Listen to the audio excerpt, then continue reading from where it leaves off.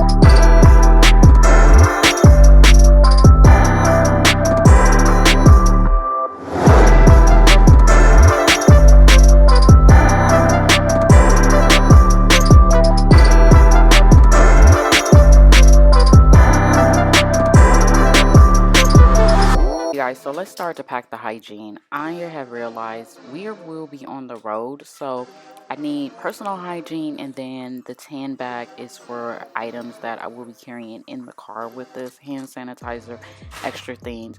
One of the things that I did do is pull out all my travel cases out of my luggage, clean that out, and then was able to condense everything into the smaller little totes.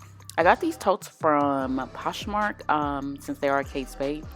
They were fairly inexpensive, but I highly recommend just having a travel case if you're on a road trip. And as you guys can see, I've literally just kind of decluttered everything from my last trip and then condensed it in here. So the black and white bag is basically personal care, and then the tan bag was items I will be carrying in the car with us.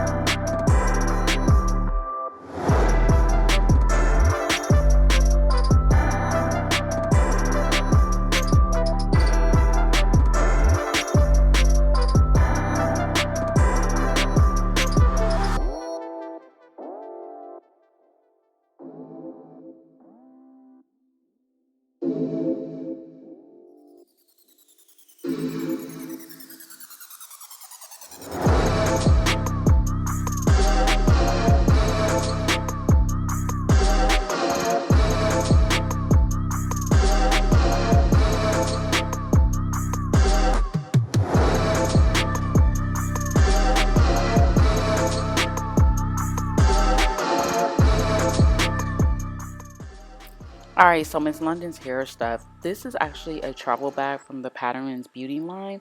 It was so easy and convenient, and then I used just all travel size of the Patterns line. I highly recommend this if you're a curly girl.